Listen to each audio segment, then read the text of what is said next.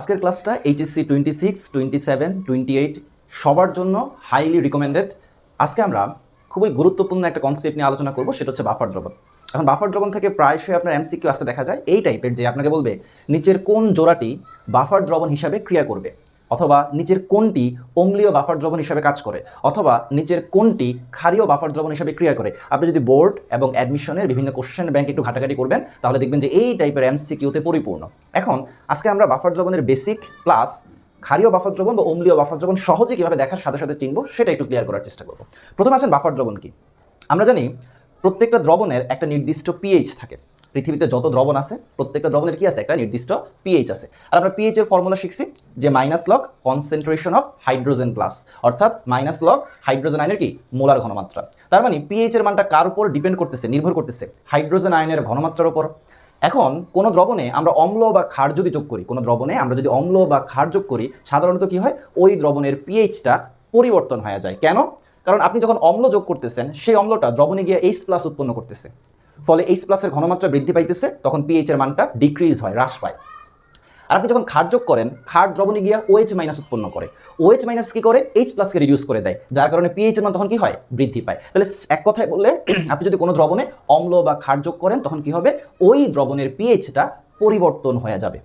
কিন্তু কিছু বিশেষ দ্রবণ আছে, যেই দ্রবণগুলোতে আমরা যদি সামান্য পরিমাণ অম্ল বা ক্ষার যোগ করি, তখন সেই দ্রবণের পিএইচ কি হয় না, পরিবর্তন হয় না। আর সেই দ্রবণগুলোকে আমরা কি বলি, বাফার দ্রবণ বলি। তাহলে বাফার দ্রবণের ডেফিনেশন যদি আমরা লিখি, আমরা এভাবে লিখতে পারি যে সকল দ্রবণে সামান্য পরিমাণ অম্ল বা ক্ষার যোগ করা হলেও দ্রবণের পিএইচ মান অপরিবর্তিত থাকে, তাদেরকে বাফার দ্রবণ বলে। এখন বাফার দ্রবণকে আবার পিএইচ মানের উপর ভিত্তি করে দুইটা ক্যাটাগরিতে ভাগ করা হয়েছে, অম্লীয় বাফার দ্রবণ, ক্ষারীয় বাফার দ্রবণ।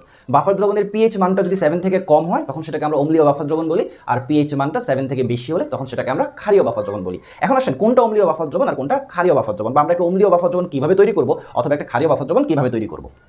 জাস্ট একটা কথা মাথায় রাখবেন, দেখেন, একটা দুর্বল অম্ল প্লাস ওই অম্লের লবণ, একটা দুর্বল অম্লকে যদি ওই অম্লের লবণের সাথে মিশানো হয়, তাহলে আমরা একটা অম্লীয় বাফার দ্রবণ পাবো। আর যদি একটা দুর্বল বানানটা বলেছে, যাই হোক, একটা দুর্বল ক্ষারকে যদি ওই ক্ষারের লবণের সাথে মিশানো হয়, তাহলে আমরা ক্ষারীয় বাফার দ্রবণ পাবো। তাহলে কি মনে রাখবো, একটা দুর্বল অম্লকে যদি ওই অম্লের লবণের সাথে মিশানো হয়, তাহলে অম্লীয় বাফার দ্রবণ তৈরি হবে। আর যদি একটা দুর্বল ক্ষারকে ওই ক্ষারের লবণের সাথে মিশানো হয়, তাকে আমরা ক্ষারীয় বাফার দ্রবণ বলবো। একটা এক্সাম্পল দিই, যেমন ধরেন এই যে আমাদের ইথানোয়িক অ্যাসিড বা অ্যাসিডিক অ্যাসিড, এটা একটা দুর্বল অ্যাসিড। এটার সাথে আমরা যদি এই ইথানোয়িক অ্যাসিড থেকে উৎপন্ন হয়েছে এমন একটা লবণ, যেমন ধরেন সোডিয়াম ইথানয়েড, এই দুটাকে যদি মিশাই, তাহলে একটা আপনার অম্লীয় বাফার দ্রবণ হিসাবে কাজ করবে। আবার ধরেন অ্যামোনিয়াম হাইড্রোক্সাইড, একটা দুর্বল ক্ষার, এটার সাথে আমরা যদি এই অ্যামোনিয়াম হাইড্রোক্সাইড হতে উৎপন্ন হয়েছে এমন একটা লবণ, ফর এক্সাম্পল অ্যামোনিয়াম ক্লোরাইড, এই অ্যামোনিয়াম ক্লোরাইড কখন তৈরি হয়, এই অ্যামোনিয়াম হাইড্রোক্সাইড যখন হাইড্রোক্লোরিক অ্যাসিডের সাথে বিক্রিয়া করে, তখন কিন্তু অ্যামোনিয়াম ক্লোরাইড উৎপন্ন হয়। দ্যাট মিনস এই অ্যামোনিয়াম ক্লোরাইডটা এই ক্ষার থেকে উৎপন্ন কি একটা লবণ। তাহলে অ্যামোনিয়াম হাইড্রোক্সাইড এবং অ্যামোনিয়াম ক্লোরাইডের মিশ্রণটা কি হবে, ক্ষারীয় বাফার দ্রবণ হিসাবে কাজ করবে। তাহলে আপনাকে যখন বলবে নিচের কোন জোড়াটি বাফার দ্রবণ হিসাবে কাজ করবে, আপনি ফাইন্ড আউট করা ট্রাই করবেন যে কোন অপশনে একটা দুর্বল অম্লের সাথে ওই অম্লের লবণ আছে, অথবা একটা দুর্বল ক্ষারের সাথে ওই ক্ষারের লবণ আছে। যদি স্পেসিফিক বলে নিচের কোনটি অম্লীয় বাফার দ্রবণ, আপনি দেখবেন যে কোন অপশনে দুর্বল অম্লের সাথে ওই অম্লের লবণ আছে। আর যদি স্পেসিফিক বলে নিচের কোনটি ক্ষারীয় বাফার দ্রবণ, আপনি ফাইন্ড আউট করবেন নিচের কোনটিতে দুর্বল ক্ষারের সাথে ওই ক্ষারের লবণ আছে।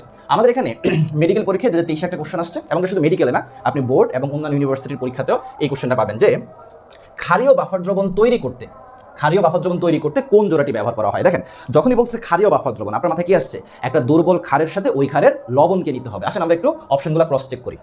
এটা একটা দুর্বল অম্ল এবং এটা ওই দুর্বল অম্লের লবণ, হ্যাঁ, এটা কি হবে, একটা অম্লীয় বাফার দ্রবণ হবে। যদি কোশ্চেন এখানে ক্ষারীয় বাফার দ্রবণ না বলে অম্লীয় বাফার দ্রবণ বলতো, আনসার কি হইতো, এটা হইতো। এখানে দেখেন একটা শক্তিশালী ক্ষারকে ওই ক্ষারের লবণের সাথে মিশানো হয়েছে, এটা আনসার হবে, হবে না। কারণ কি লাগবে, দুর্বল ক্ষারের সাথে ওই ক্ষারের লবণকে নিতে হবে। এখানে দেখেন সেম কাহিনী করা হয়েছে, একটা শক্তিশালী অ্যাসিডের সাথে ওই অ্যাসিডের লবণকে নেওয়া হয়েছে, এটা কোনো ধরনের বাফার দ্রবণ তৈরি করবে না। দেখেন এই যে প্রথমটা একটা বাফার দ্রবণ তৈরি করবে, তবে সেটা কি বাফার দ্রবণ, ক্ষারীয় না, অম্লীয় বাফার দ্রবণ। এই যে আনসার হবে ডি। কেন? দেখেন এই যে অ্যামোনিয়াম হাইড্রোক্সাইড একটা দুর্বল ক্ষার, এবং এই দুর্বল ক্ষারের সাথে ওই ক্ষার থেকে উৎপন্ন একটা লবণ অ্যামোনিয়াম ক্লোরাইডকে নেওয়া হয়েছে, আনসার হবে কি এটা। তাহলে আমরা মাথায় রাখবো, দুর্বল অম্লের সাথে ওই অম্লের লবণ মিশাইলে অম্লীয় বাফার দ্রবণ, আর দুর্বল ক্ষারের সাথে ওই ক্ষারের লবণ মিশাইলে ক্ষারীয় বাফার দ্রবণ তৈরি হয়।